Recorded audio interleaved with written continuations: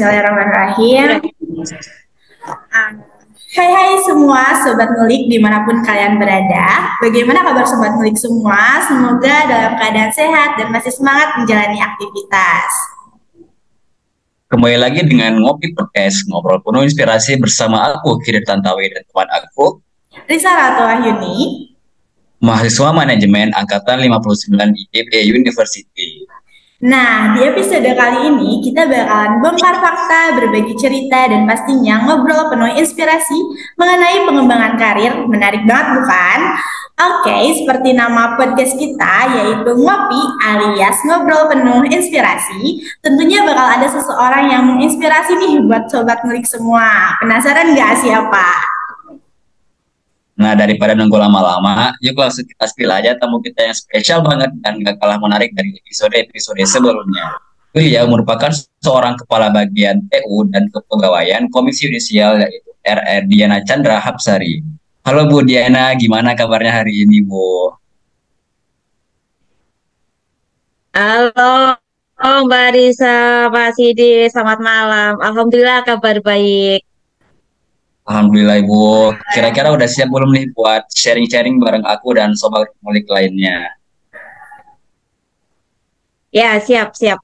Oke, kita bisa berbagi cerita malam ini dengan teman-teman anak muda yang hebat. Wah, Baik Ibu, karena mungkin udah nggak sabar lagi ya Bu, Ibunya udah siap dan kita juga udah semangat banget nih buat sharing-sharing bareng Ibu. Jadi kita langsung mulai aja Ngopi Podcast pada episode kali ini. Mungkin yang pertama Ibu boleh dijelasin dulu nih cerita-cerita Ibu terkait pekerjaan Ibu saat ini dan kesibukannya apa Ibu? Oke, perkenalkan nama saya Diana. Kebetulan saya saat ini mengemban tugas sebagai Kepala Bagian Tata Usaha dan Kepegawaian. Jadi tugas saya sehari-hari adalah mengkoordinir terkait dengan tugas TU pimpinan, kearsipan, dan lebih spesifik lagi adalah tentang kepegawaian. Jadi mulai rekrutmen, pengembangan, sampai pensiun, itu ada di bawah di bawah saya. Jadi kalau teman-teman pengen tahu nih pengelolaan SDM di Komisi Yudisial seperti apa, ya itu nanti bersama saya. Apa yang ingin teman-teman ketahui seperti itu. Baik, mungkin nanti kita bisa ngobrol-ngobrol terkait manajemen sumber daya manusia di sana ya Ibu ya.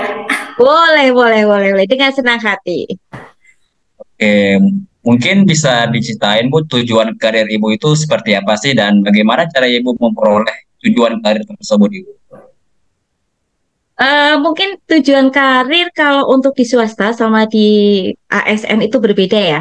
Kalau di ASN itu kan berjenjang seperti itu. Cuman karena memang sekarang perubahan zaman ya. Jadi apakah saya punya cita-cita? Ya pasti punya cita-cita ya untuk berkarir lebih meningkat lebih baik. Tapi dari awal saya masuk PNS itu sebetulnya bukan karir. Jadi lillahi ta'ala saya ingin memberikan warna pada bangsa ini melalui Komisi Yudisial walaupun cuma segaris warna saja. Jadi kalau semua segaris warna lama-lama akan indah kayak pelangi. Nah, sedangkan bagaimana sih jenjang karir di Komisi Yudisial itu sendiri? Jadi kalau dulu mindsetnya perkembangan karir itu kan harus sesuai dengan urut kacang. Mana yang senior itu didahulukan. Sekarang tidak. Jadi kita memang berkompetisi. Siapa yang punya kompetensi dan kita melakukan ikut bidding, melakukan asesmen, ya kalau memang dinyatakan sebagai seseorang itu memiliki kompetensi, ya dia yang akan menduduki jabatan tersebut. Semua bagi ASN ya harus meningkatkan kompetensinya untuk bisa mengikuti perkembangan zaman seperti itu. Gitu ya Bu. Mungkin Ibu bisa diceritain Ibu kan tadi Ibu pasti udah mengalami banyak tahapan-tahapan nih. Nah gimana sih Bu tahapan awalnya Ibu meniti karir di Komisi Yudisial ini ya sampai di posisi yang sekarang? Oke, jadi awal itu kita jadi CPNS dulu. Itu ada tesnya juga tentunya. Setelah itu kita berkarir. Pertama saya di rekrutmen hakim, yaitu yang menyeleksi hakim agung. Karena memang latar belakang saya adalah psikolog. Waktu itu masih belum S2 psikolog dan saya swaklola dalam melakukan seleksi hakim agung. Jadi saya dilibatkan dalam asesmennya. Setelah itu saya dimutasi di bagian pengembangan kompetensi hakim, yaitu yang melakukan pelatihan-pelatihan pada hakim. Yang berikutnya saya ditugaskan di TU yang kemudian dipromosikan kepada di bagian kepegawaian. Jadi linear dengan jurusan saya sekarang. Kebetulan saya juga menempuh pendidikan manajemen seperti itu. Karena kenapa saya tidak ngambil magister psikologi? Ketika saya psikolog, saya tahu untuk terapinya dan bagaimana mengelola SDM yang ada di Komisi Yudisial, makanya saya ngambil jurusan manajemen. Seperti itu. Ah iya Ibu, Ibu ini insight baru banget buat kita karena kan biasanya kita ngobrolnya sama yang di swasta-swasta ya Bu. Jadi kayak kita nggak tahu nih jenjang-jenjang yang ada di Komisi Yudisial dan yang ada di negeri kayak gini ya Bu. Ini insight baru banget sih buat kita. Iya, kalau di kebetulan zamannya Pak Jokowi ada penyederhanaan birokrasi. Jadi ada pemangkasan birokrasi yang berdampak akhirnya penyederhanaan organisasi di mana pejabat struktural itu mulai dipangkas. Ada di beberapa kementerian itu eselon 3, eselon 4-nya dihapuskan. Jadi hanya eselon 1, 2. Nah, berhubung di Komisi Yudisial adalah udah struktur organisasinya itu udah sangat minimalis dengan kaya fungsi, akhirnya memang untuk penyederhanaan itu susah dilakukan. Setelah di-exercise oleh Kemenpan, Komisi Yudisial itu memang sudah kaya fungsi. Jadi kalau teman-teman sudah mendengarkan ada penyederhanaan birokrasi, berarti memang dipangkas birokrasinya. Tapi ada beberapa setelah di assessment itu memang ada beberapa kementerian yang memang tidak bisa dilakukan semuanya. Jadi tidak serta-merta digeneralkan semuanya harus, tapi secara garis besar memang semua kementerian itu juga dipangkas. Tapi di Komisi Yudisial level eselon 3 itu masih ada. Terutama ya saya ini yang di saat ini saya emban seperti itu. Oke Ibu, mungkin Ibu boleh ceritain sedikit Bu gimana jenjang karir yang pernah Ibu jalani. Apakah sebelumnya Ibu punya pekerjaan lain sebelum di Komisi Yudisial Bu? Iya, saya di HR di Texmaco. Jadi dulu kami dilamar oleh perusahaan. Jadi dari perusahaan itu diminta alumni-alumni UGM itu untuk membantu HR-nya Texmaco. Nah, salah satunya itu saya. Kemudian karena memang kita sudah berjalan 2 tahun dan kayaknya dengan saya sudah menikah, punya anak, kayaknya tidak bisa diteruskan. Setelah itu permintaan orang tua untuk jadi PNS, sebetulnya saya tidak ingin jadi PNS juga, tapi karena siapa tahu dengan kita nurutin orang tua gitu ya, itu ada restu. Nah, disitulah saya berjenjang karir di PNS. Jadi memang untuk untuk menjadi PNS itu dulu saya bayangkan mungkin harus mengeluarkan uang berjuta-juta gitu. Ternyata enggak. Jadi saya mengalami jenjang karir sampai saat ini tidak mengeluarkan 1% pun uang yang untuk jenjang karir saya. 0 rupiah. Jadi dari mulai saya masuk CPNS, PNS, jadi eselon 4, eselon 3, itu 0 rupiah. Semua melakukan dengan asesmen. Hasil asesmennya pun transparan. Jadi saya di level berapa itu saya mengetahuinya. Jadi alhamdulillah di zamannya saya sudah ada keterbukaan, transparan. Jadi untuk peluang karir baik yang muda, yang tua itu bisa ada kesamaan. Yang penting yang bersangkutan punya kompetensi seperti itu. Yang penting mau berusaha ya Ibu. Kalau berusaha pasti bisa. Betul. Apalagi sekarang dengan perkembangannya teknologi gitu ya. Kalau kita yang generasi boomer, milenial gitu kan tidak mau beradaptasi dengan perubahan teknologi, perkembangan teknologi, ya kita akan tertelan zaman dan kita akan tertinggal jauh seperti Ya, itu. mau nggak mau kita harus kejar dan lari terus ya Ibu mengikuti zaman ini. Betul. Mungkin Ibu kan tadi udah dijelasin banget ya Bu terkait jenjang-jenjang karir yang udah Ibu jalani. Nah, selama jenjang karir ini ada nggak sih Ibu kendala dari karirnya yang pernah dihadapi dan gimana sih cara Ibu mengatasi kendala-kendala tersebut? Kalau kendala yang sangat signifikan sekali itu tidak, tapi memang dalam lingkungan kerja kan bermacam-macam karakternya. Jadi di situ yang kita perlu lakukan adaptasi. Jadi mungkin perlu diketahui teman-teman bahwasanya eh, untuk di dunia kerja itu karakter orang tuh macam-macam. Nah, di situ bagaimana kita bisa menyesuaikan dengan mereka. Kadang-kadang kita udah merasa pinter, terus kita merasa bisa, tapi itu tidak cukup.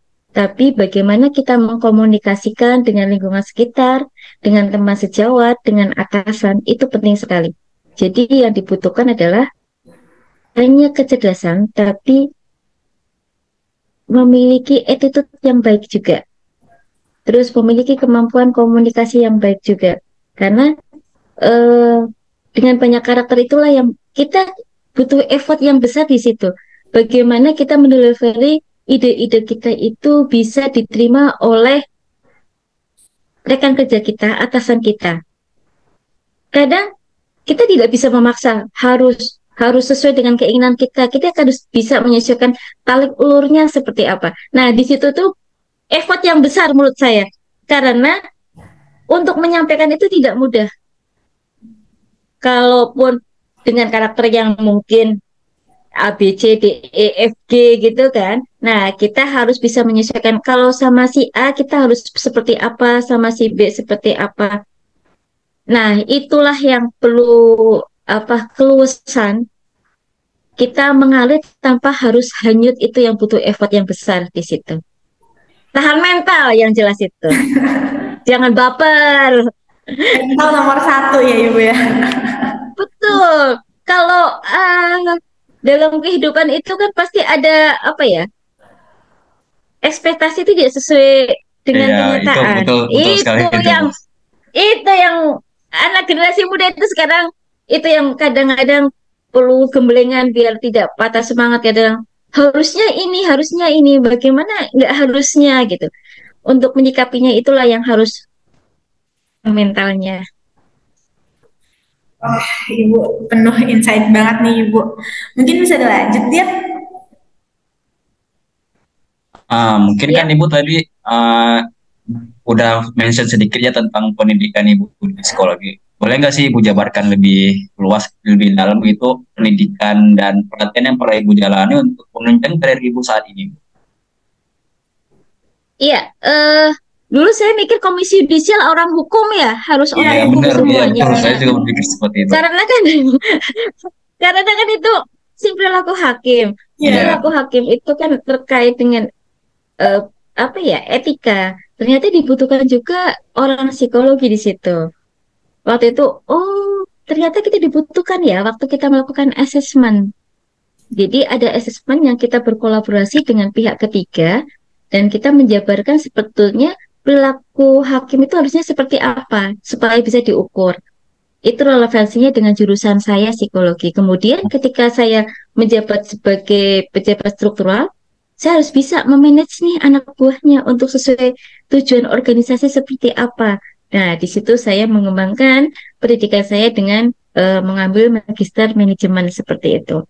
Jadi memang ketika saya di kepegawaian pun akhirnya merancang pengembangan SDM 5 tahun ke depan itu harus seperti apa.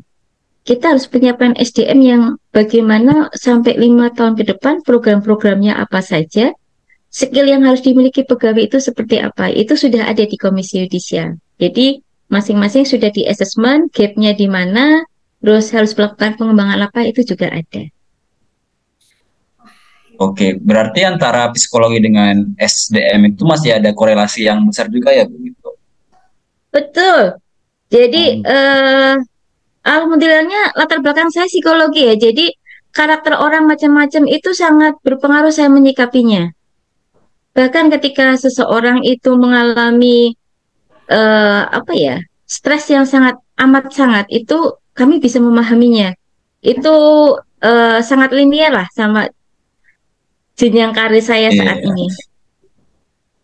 Sebenarnya agak kaget sedikit ya Ibu, karena kan kalau mendengar kata komisi yudisial tuh pasti hukum semua gitu isinya. Ternyata dari Iya, dan lain-lain juga bisa ya Ibu. betul.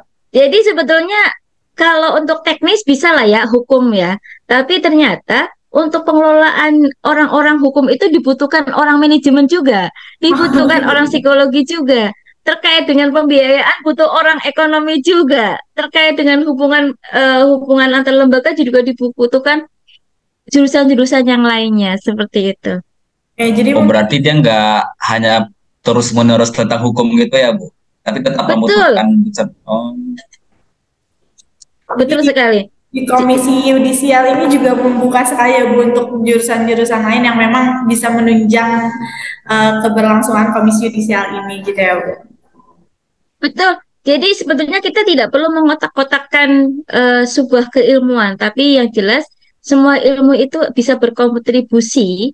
Tinggal bagaimana kita mengembangkan ilmu-ilmu yang kita peroleh di bangku kuliah. Karena lebih banyak prakteknya, tidak hanya teori. Jadi ini kesempatan sekali buat teman-teman bisa wawancara dengan beberapa narasumber, bisa sharing knowledge dengan teman-teman yang lainnya untuk pengayaan teman-teman juga di IPB. Iya Ibu, karena kan bukan hanya sekedar ilmu yang kita dapat di kelas ya Ibu, tapi kita juga harus tahu praktik di lapangannya itu seperti apa gitu Ibu. Betul.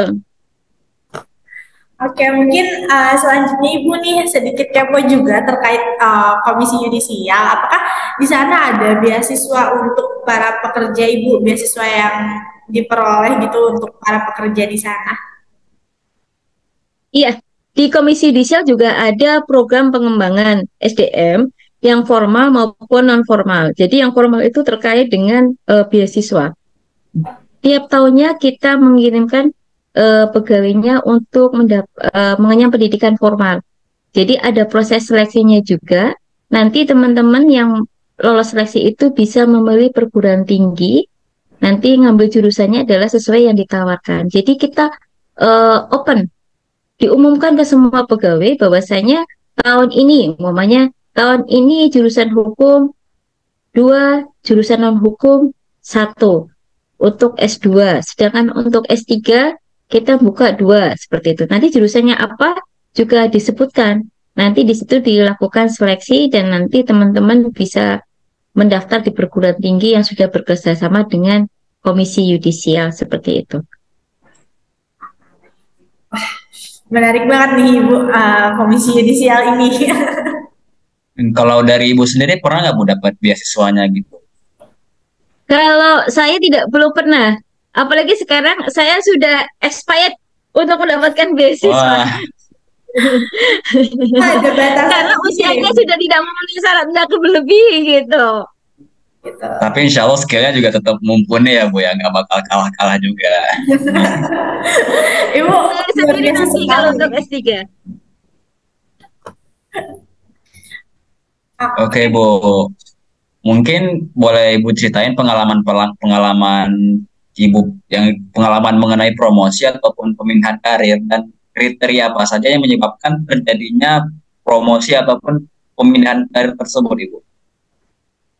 Ya, tadi yang sudah saya Ya, sudah tulis Ibu. sedikit bagaimana prosesnya yang jelas. Kalau di Komisi Yudisial untuk ASN harus eh, ada persyaratan administrasinya terkait dengan golongan dan pangkat. Jadi untuk masing-masing jenjang untuk eselon 4 dia itu harus minimal 3B dan sudah bekerja minimal 4 tahun pada jabatan yang akan dilamar. Jadi kenapa harus ada jangka waktu pengalaman kerja, karena memang berpengaruh sekali dalam penyelesaian tugas nanti. Ketika golongan 3B berarti dia sudah ada beberapa tahapan yang sudah dilalui. Paling tidak sudah punya pengalaman dan sudah ada rotasi minimal 2 kali. Kenapa harus ada rotasi? Karena pengalaman tadi tidak hanya di bidang itu saja, tapi di bidang-bidang lainnya pun dia menguasai. Berikutnya juga sama ketika harus menjadi eselon 3 itu minimal 3D. Nah, itu pun harus punya pengalaman di bidang yang akan kita duduki minimal 2 tahun.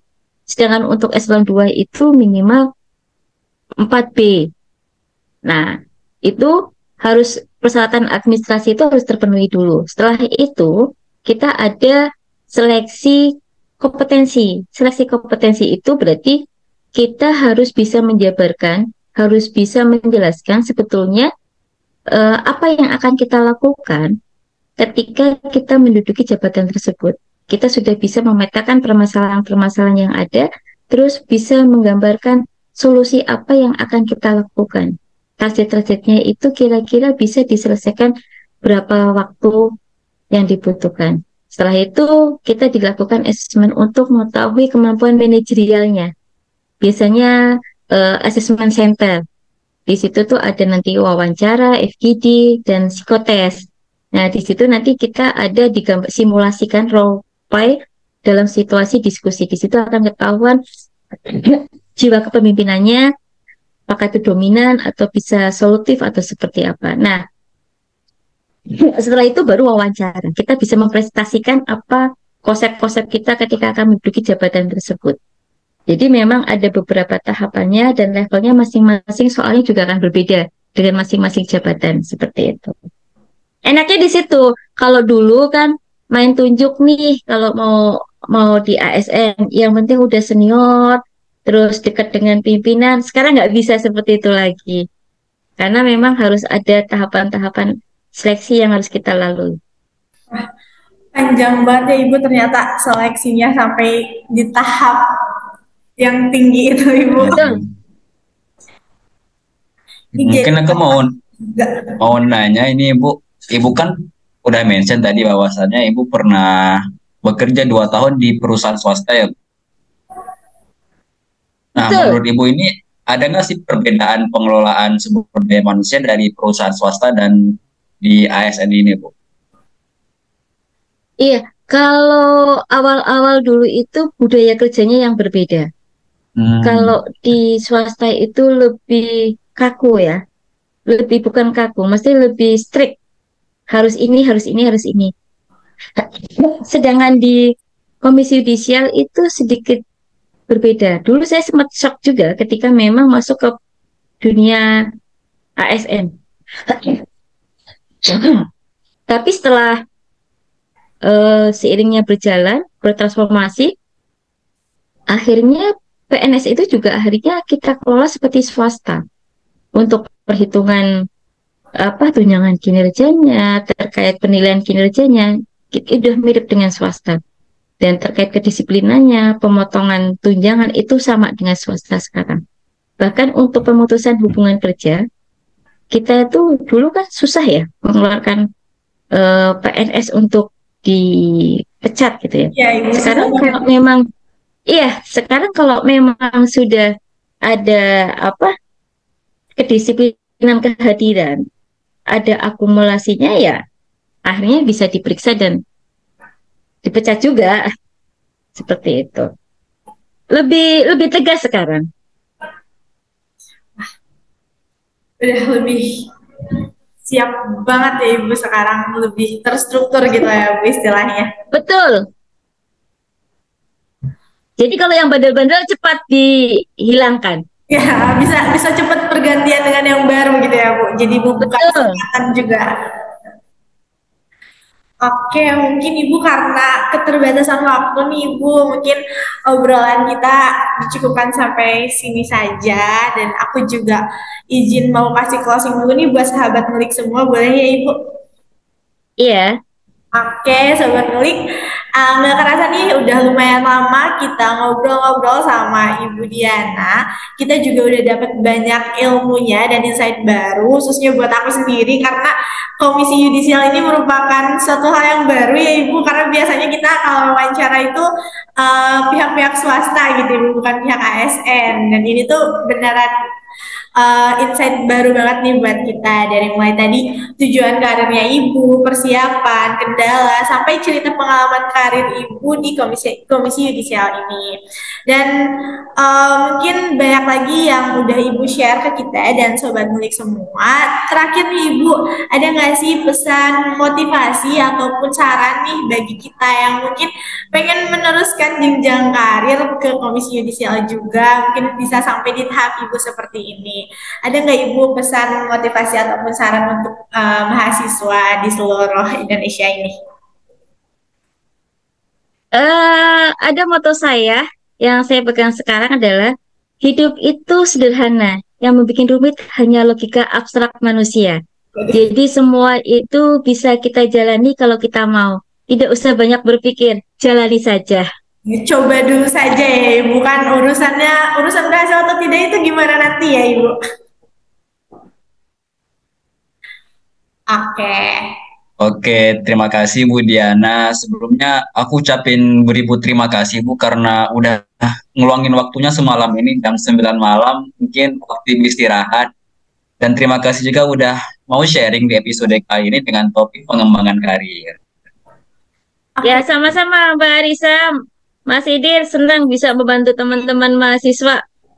Terharu sekali bisa ngobrol dan sharing-sharing bareng ibu. Ya, terima kasih. Selamat malam teman-teman semuanya.